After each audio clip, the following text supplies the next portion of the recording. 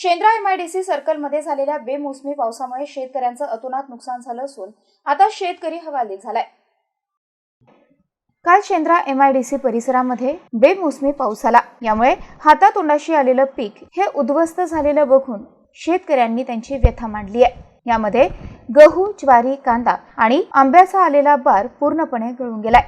सध्या शेंद्रा कमंगर येथील शेतकरी योगेश कचकुरे, रामभाऊ कचकुरे यांच्या गव्हाचे आणि कांद्याचे नुकसान झाले असून त्यांनी लवकरात लवकर सरकारने पंचनामे करून नुकसान भरपाई देण्याची मागणी केली आहे। नमस्कार, आज आपण शेंद्रा एमआयडीसी येथे असून या ठिकाणी आज झालेल्या अवकाळी पावसामुळे शेतकऱ्याचे खूप मोठ्या प्रमाणामध्ये नुकसान झालं असून या ठिकाणी गहू, ज्वारी, हरभरा व आंब्याच्या बाराचं नुकसान झालं आहे। या ठिकाणी एक शेतकरी आहे, आपण त्यांच्याकडून झालेल्या नुकसानाविषयी आपण माहिती जाणून घेऊया। या ठिकाणी आपले रामभाऊ कचकुरे शेंद्रा येथील शेतकरी आहे, आपण त्यांच्याकडून माहिती जाणून घेऊयात की हे किती नुकसान झालं आहे त्यांचं। आज अवकाळी पाऊस झाला, त्यामध्ये तुमचं किती नुकसान झालेलं आहे? आज आमचा 4 हेक्टर गहू होता, आज पूर्णपणे झोपलेला आहे। तर त्याचा तात्काळ सरकारने पंचनामे करून आम्हाला त्याची भरपाई द्यावी।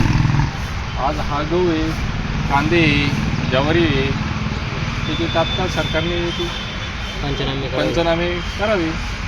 यासोबत अजून तुमचं काय काय नुकसान झालेलं आहे बाकीच्या ज्या अदर ठिकाणी तुमची शेती त्या ठिकाणी?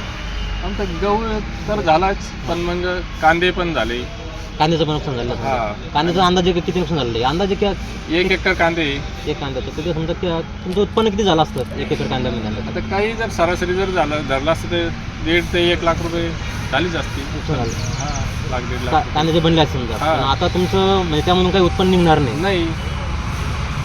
या ठिकाणी आपण बघू शकतो की शेतकऱ्याचं जे तोंडा शालेलं जे पीक आहे, जे जो घास आहे तो बाहेर निघून गेलेला आहे आणि नुकसान झालेलं आहे। त्यामुळे सरकारने लवकरात लवकर पंचनामे करून यांना भरपाई द्यावी अशी मागणी यांच्या मार्फत होत आहे। MCN news, Ashok Misal, Shendra MIDC.